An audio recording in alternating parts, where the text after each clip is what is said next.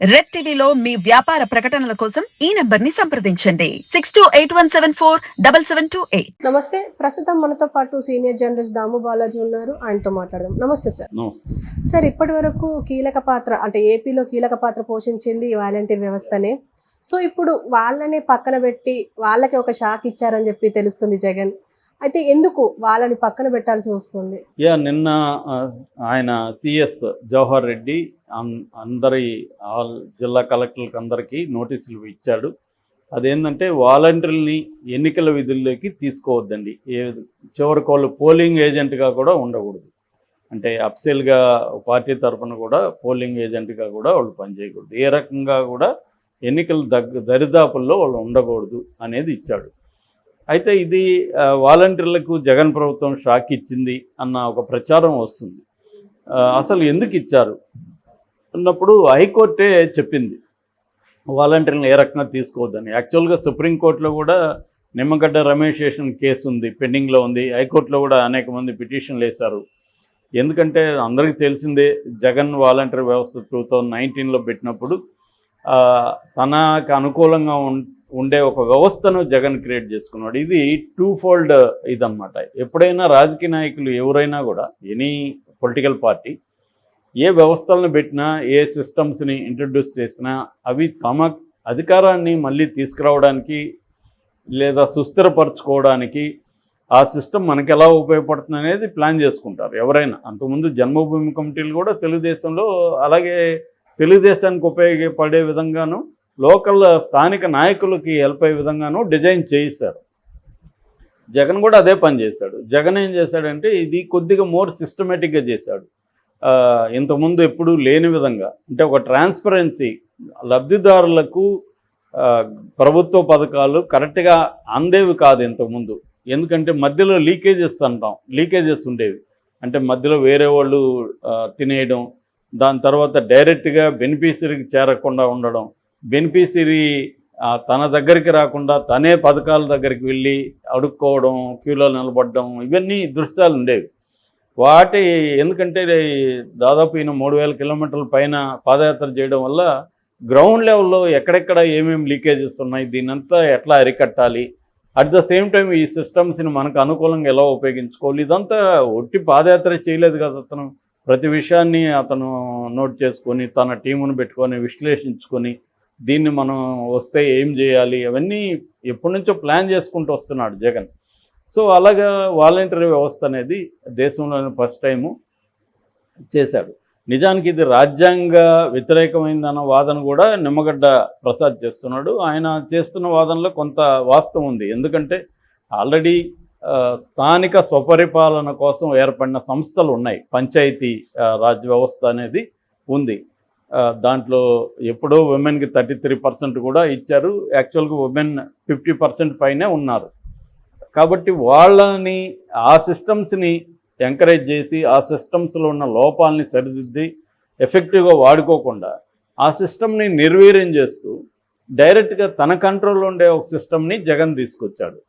ఇది ఖచ్చితంగా రాజ్యాంగ స్ఫూర్తికి విరుద్ధమే. కానీ ఆల్రెడీ సిస్టమ్స్ సరిగ్గా పనిచేయట్లేదు, ప్రజల్లో దాని పట్ల వ్యతిరేకత ఉంది. కాబట్టి ఈ సిస్టము ప్రజల్లో మనకి మంచి పేరు తీసుకొస్తుందని జగన్ ప్లాన్. ఆ సిస్టమ్ని ఇప్పుడు క్లీన్ చేయడం మన వల్ల కాదు, పాతుకుపోయింది అది. సో కొత్త సిస్టమ్ని పెట్టుకుందాం అనేది 2 రకాలుగా పెట్టుకున్నాడు. ఒకటేమో ప్రజలకి లీకేజెస్ లేకుండా అందాలి. 2, 50 ఇండ్లకి ఒక వాలంటీర్ ఉంటే 50 ఇండ్ల మీద ఆ వాలంటీర్ కమాండ్ కంట్రోల్ పెరుగుతుంది. డేటా ఉంటుంది వాలంటీర్ల దగ్గర. సో ఈ డేటా మనకు ఉపయోగపడుతున్న అనాలిసిస్కి, ఈ కంట్రోల్ మనకు ఉపయోగపడుతుంది. రేపు నెక్స్ట్ ఎలక్షన్లో మనకి ఇది బాగా హెల్ప్ అవుతుంది అనేది జగన్ చాలా ముందు చూపుతో చేసిన స్కీమ్. అదేవిధంగా చేశారు. అందుకనే తెలుగుదేశం కానీ ఇటు పవన్ కళ్యాణ్ కానీ వాలంటీర్ వ్యవస్థ మీద ఎందుకు అటాక్ చేశారంటే జగన్కి బలమైన పిల్లర్ అది వాలంటీర్ వ్యవస్థ అని. రెండోది అది ఎఫెక్టివ్గా కూడా పనిచేసింది. కొన్ని లోపాలు ప్రతి వ్యవస్థలో లోపాలు ఉంటాయి. ప్రతి వ్యవస్థలో అందరూ మిస్టర్ క్లీన్లు మిస్ క్లీన్లే ఉండరు. ఇప్పుడు పోలీస్ వ్యవస్థ ఉంది, ఎన్ని అరాచకాలు చేస్తున్నారు పోలీసులు. అట్లని మనం పోలీస్ వ్యవస్థని పక్కన పెట్టేయమని అడగం కదా. లాయర్లు ఉన్నారు, డాక్టర్లు ఉన్నారు, మెడికల్ మీద ఎన్ని ఇష్యూస్ ఉన్నాయి, గవర్నమెంట్ హాస్పిటల్స్ మీద ఎన్ని ఇష్యూస్ ఉన్నాయి. అంటే ప్రతి వ్యవస్థలో కూడా పర్ఫెక్ట్ ఏది ఉండదు. అందుకని ఒక సోషియాలజిస్టు గొప్ప సమాజం అంటే ఏందని అడిగితే తాను గొప్ప సమాజం కాదని గుర్తించే సమాజమే గొప్ప సమాజం అని చెప్పాడు. అంటే గొప్ప సమాజం అప్పటికి ఉండదని చెప్పాడు జిగ్మంట్ బౌమన్ అనే ఒక సోషాలజిస్ట్. అంటే గొప్ప అంటే ఆయన అడిగింది జస్ట్ సొసైటీ అని, న్యాయమైన సమాజం. అట్లా ఎప్పటికీ పర్ఫెక్ట్ సొసైటీ అనేది ఎప్పటికీ సాధ్యం కాదు. అయితే పర్ఫెక్ట్ సొసైటీ వైపుగా జర్నీనే ఇంపార్టెంట్. అలాగా ఈ వాలంటరీ వ్యవస్థల్లో కూడా అనేక లోపాలు ఉన్నాయి. కానీ వీళ్ళు దాన్ని బ్లోఅప్ చేసి అసలు మొత్తం వాలంటరీ వ్యవస్థ దుర్మార్గమైంది అన్నట్టుగా పవన్ కళ్యాణ్ మాట్లాడడం, ఉమెన్ మిస్సింగ్ అంతా వీళ్ళే కారణం అన్నట్టుగా మాట్లాడడం. ఇక చంద్రబాబు ఏమో మగవాళ్ళు లేని టైంలో ఆడవాళ్ళ ఉన్నప్పుడు తలుపులు తెరతారని చెప్పడం. సో ఇదంతా కొంత వ్యతిరేకత వీళ్ళ పట్ల పెంచింది. సో అప్పుడు దానివల్ల వీళ్ళే వాలంటరీ వ్యవస్థ గురించి చర్చని లేపడానికి కూడా, లేదంటే సైలెంట్గా ఉండేది. వీళ్ళు కూడా సైలెంట్ వర్క్ చేసుకుని ఉంటే బాగుండేది, దానికి ఎలా దెబ్బకొట్ట. కానీ వీళ్ళ క్రెడిబిలిటీని దెబ్బకొడదామని ట్రై చేసి ఫెయిల్ అయ్యారు. సో దానివల్ల కూడా జగన్కి అది హెల్ప్ అయింది. జగన్ కూడా తెలివిగా ఇదంతా ముందే ఊహించి జగన్ ఏం చేశాడు, గృహ సారథుల పేరుతో పార్టీ వాళ్ళని పెట్టేశాడు. ప్రతి 50 ఏళ్ళకి ఒకరు గృహ సారథి ఉన్నాడు. సో ఈ గృహ సారథి వాలంటీర్ కోఆర్డినేట్ చేసుకుంటూ పనిచేస్తారు.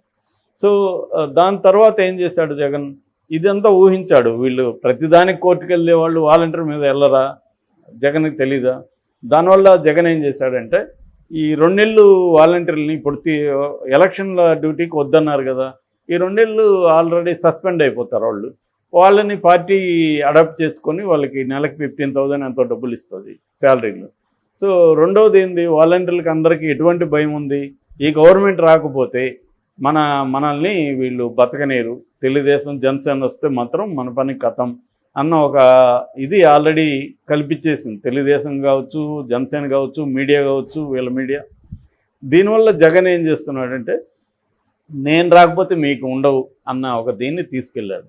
సో ఇప్పుడు వాలంటీర్లు ఎన్నికల అఫ్సీలుగా ఉండకపోవచ్చు, కానీ ఊర్లలో వాళ్ళు ఉంటారు, వాళ్ళు ఆర్గనైజ్ చేస్తారు. 50 ఇండ్లలో ఎవరికి వేయాలి ఓటు. ఇప్పుడు మా అమ్మ ఒకటే ఉంటుంది ఊర్లో, ఆమెని నేను ఈ మధ్య ఎప్పుడు అడగను ఓటు ఎవరికి వేస్తాను, అడిగాను. సరే ఒక పార్టీకి వేస్తానంది. ఎందుకు ఆ పార్టీకి వేస్తామంటే వాలంటీర్లు బాగా పనిచేస్తున్నారు నాన్న అని చెప్తుంది. సో నిజానికి మా అమ్మ స్ట్రాంగ్ యాంటీ దానికి ఒకప్పుడు. ఎందుకు ఇలాగ టర్న్ అయ్యిందంటే ఇట్లా ముసలి వాళ్ళకు ముఖ్యంగా వాలంటీర్ల మీద బాగా డిపెండ్ అయిపోయారు. అక్కడ చాలా ఫ్యామిలీలు గ్రామాల్లో ఎలాగంటే వాళ్ళకి ఈ గవర్నమెంట్ ఇచ్చే సర్వీసెస్ కాకుండా పక్కన టౌన్లో ఏదైనా పనులు ఉంటుంది. ఇప్పుడు మా మదర్కి ఏదో కావాలి, ఈ వాలంటీర్కి డబ్బులు ఇచ్చి నువ్వు వెళ్ళినప్పుడు అది తీసుకురా అంటుంది. మెడిసిన్ అనుకోండి, మెడిసిన్ తీసుకురామంటుంది. మెడిసిన్ ఇచ్చినప్పుడు టిప్గా 50 రూపాయలు, 100 రూపాయలు, 200 ఇస్తుంది. సో అలాంటి సర్వీసెస్ కూడా వాలంటీర్స్ చేస్తున్నారు. అట్లా ఒక బాండింగ్ అనేది ఏర్పడింది. ఇప్పుడు అందుకని జగన్ వాలంటీర్లకి ఏమి షాక్ ఇవ్వలేదు. నిజానికి అది వాలంటీర్లే వేరే వాళ్ళకి షాక్ ఇవ్వబోతున్నారు. ఎందుకంటే జగన్ వాలంటీర్లని తన కంట్రోల్లోనే ఉంచుకున్నాడు. దానికి వీళ్ళ వ్యూహం కూడా కొంత పనిచేసింది. వీళ్ళు కొద్దిగా సంయమనంతో పాటించుంటే వాలంటీర్ వ్యవస్థను ఎలా డీల్ చేయాలనేది జాగ్రత్తగా చేసుకుని వెళ్తామని ఉంటే హెల్ప్ అయ్యేది. కానీ వీళ్ళు అది కాకుండా క్రెడిబిలిటీని దెబ్బతీయడానికి ట్రై చేయడంతో అది ఇంకొక వైపు వెళ్ళింది. ఇప్పుడేమో చంద్రబాబు నేను వాలంటీర్ వ్యవస్థను తీయను, నేను కంటిన్యూ చేస్తాను, ఇంకా మీ సమస్యలు నేను సాల్వ్ చేస్తానని చెప్తున్నాడు. మేబీ శాలరీ కూడా అనౌన్స్ చేయొచ్చు రేపు. సో కానీ క్రెడిబిలిటీ ఇంపార్టెంట్ ఇక్కడ. అంటే చంద్రబాబు చెప్పేదాన్ని నమ్ముతారా వాలంటీర్లు? పవన్ కళ్యాణ్ చెప్పి నేను అప్పుడు అట్లా అనలేదని పవన్ కళ్యాణ్, ఇవాళ అట్లా కుదరదు కదా. వీడియోలంతా వీళ్ళు బయటికి తీసుకొస్తారు. అప్పుడేం మాట్లాడాడు పవన్ కళ్యాణ్? ఇంతకుముందు ప్రింట్ మీడియాలు అంటే ఆ పేపర్లు, ఓల్డ్ పేపర్లు ఎక్కడ దొరకవు, నేను అట్లా చెప్పలేదనేసి బతికేయచ్చు. ఇవాళ కష్టం. ఇవాళ వీళ్ళు చాలా ఎఫెక్టివ్గా వైసీపీ సోషల్ మీడియా ఉంది. వాళ్ళు చాలా ఎఫెక్టివ్గా టక అని ఎడిట్ చేసి పెట్టేస్తున్నారు. సో ఈ కాంటెక్స్ట్లో వాలంటీర్లని ఎలక్షన్లకు దూరం చేయడం వల్ల వైసీపీకి జరిగే నష్టాన్ని ముందే గ్రహించి దానికి విరుగుడుగా జగన్ ప్లాన్లు వేస్తున్నాడు. దీనికి విరుగుడుగా ఏం చేయబోతున్నారని చూడాలి. ఆల్రెడీ చంద్రబాబు కూడా అటువంటి ఒక సిస్టమ్ని పెట్టారు, కానీ అది ఎంత ఎఫెక్టివ్గా ఉంది అనేది చూడాలి. అట్లాగే బీజేపీ ఎంతవరకు చంద్రబాబుకి హెల్ప్ చేస్తుంది పోల్ మేనేజ్మెంట్లో, అనేది కూడా వెరీ వెరీ ఇంపార్టెంట్. ఇక్కడ బీజేపీ కానీ స్ట్రాంగ్గా కానీ చంద్రబాబుకి హెల్ప్ చేయగలిగితే మాత్రం ఖచ్చితంగా జగన్కి ఛాలెంజ్ అవుతుంది. మరి అది ఎంతవరకు చేస్తుంది బీజేపీ అనేది మనం ఎలక్షన్ టైంలో కానీ మనకు తెలియదు. Okay sir, thank you.